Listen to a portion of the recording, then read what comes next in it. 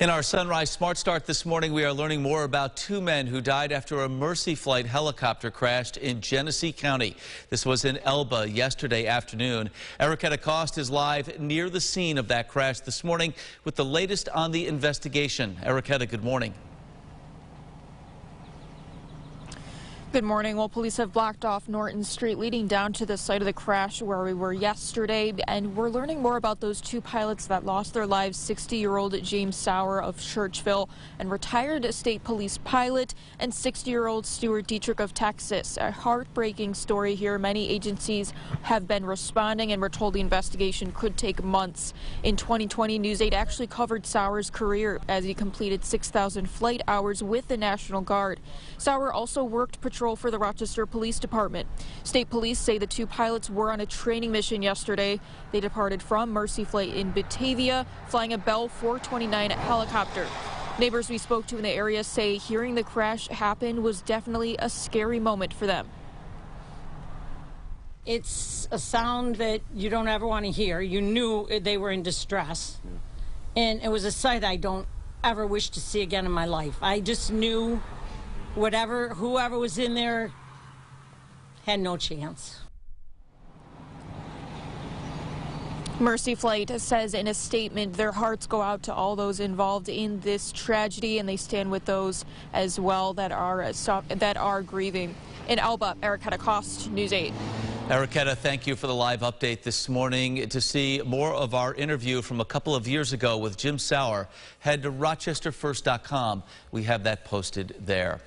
Monroe County's proposed gas tax cap has now passed the legislature. County Executive Adam Bello signing the legislation.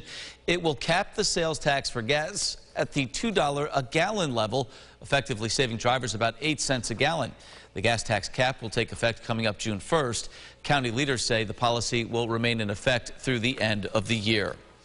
Interim Rochester Police Chief David Smith and Mayor Malik Evans announcing a series of new policies and procedures when it comes to police handling of protests and mass gatherings. Going forward, the use of tear gas, flashbangs, long-range acoustical device tones, and kettling will be banned. Body-worn cameras will be mandatory for officers. They will not be allowed to tape over their badges. There will be a limited use of pepper balls, and canine officers will be prohibited. Mayor Evans said in a statement, "We can debate about who is right or wrong about the issues behind social movements, but one thing that is not debatable is the right for people to peaceably assemble. We want to ensure in Rochester assemblies take place in a manner that is safe for both protesters and police." Well, the Rochester City School District's $900 million proposed budget is drawing criticism despite a rewrite of the spending plan. The district holding its first budget deliberation since the state rejected that first draft. Commissioners had the opportunity to ask questions and get specifics about certain spending decisions, several pointing out areas they say are still confusing. This is not a very transparent budget, and it's not very clear from what we did last year to this year because of the changes. Well, commissioners went on to say the process is sending the wrong message to the public. A state monitor was assigned to the district due to poor financial management. Last month, that monitor rejected the initial budget proposal, criticizing the district for not prioritizing spending when it came to direct educational programs for students. Another meeting is scheduled for next week. Well, a few months ago, police told us they were getting more calls for bullets into homes, and those calls are not letting up. 2 people were shot inside Rochester homes over the last several days. You'll recall a 10-year-old girl shot 4 times overnight Friday on Molson Street in the city. Then a 44-year-old woman shot Monday night on Glendale Park. Community activists say these kinds of incidents are not new. Turf wars, street beefs, whether it's drug related or not, I don't know, but I do know that, these are people who have a target in mind, and they're trying to get to that target by any means necessary, and that's very problematic for a community that's just trying to stay safe. And we are told city leaders will soon be announcing new funding for violence prevention initiatives. James, working on that checklist on a Wednesday morning. Yeah. We got to grab the warm stuff as we head out the door. I think so. Yeah, might be a day for the winter jacket. Oh, I know for you sure. did. I know you didn't put it away, right? No, I wore it this morning, and I was glad I had it. Certainly. It is there. Snag it on your way out because you'll need it. Maybe even the hat and gloves, as well as it is chilly. We've got snow on the ground in many of our spots south and west of Rochester. Numbers don't move much. We're in the 30s now. We may bump up a couple of degrees to around 40 this afternoon. The snow and wet snow rain showers will let up as we get past this afternoon. And this evening, we'll have a bus stop forecast. Yeah, no snow day today.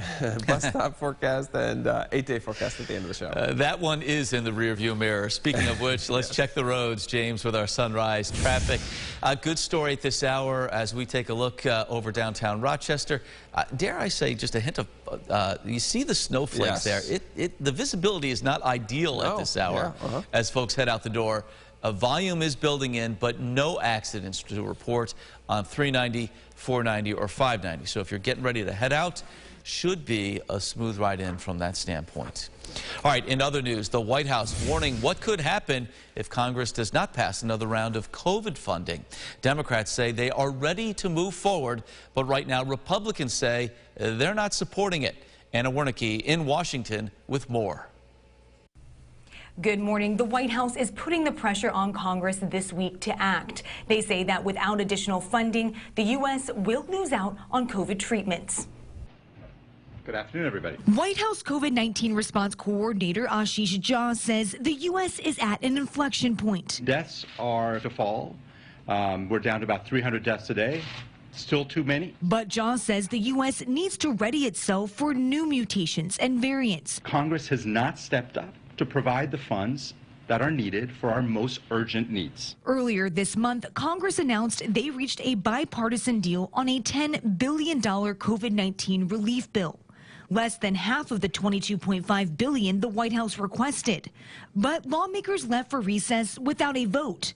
The holdup, Republicans. We'll need to have a Title 42 vote at some point here, in all likelihood, on the COVID package. Senate Minority Leader Mitch McConnell says Republicans won't support it unless it includes an amendment that targets President Biden's plans to lift the pandemic asylum policy known as Title 42. This is extremely important. The border is already entirely too open. It shouldn't be used to hold up important things like COVID aid. But Democrats say the need for funding is critical.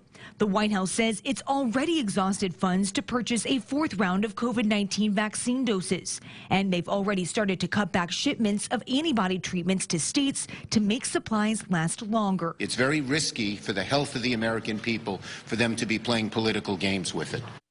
Senate Democrats need at least 10 Republicans on board in order to pass the bill.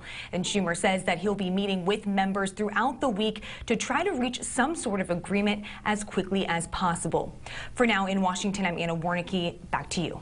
Anna, thank you so much. This coming as the Biden administration wants to double the supply of that anti-COVID drug Paxlovid over the coming weeks.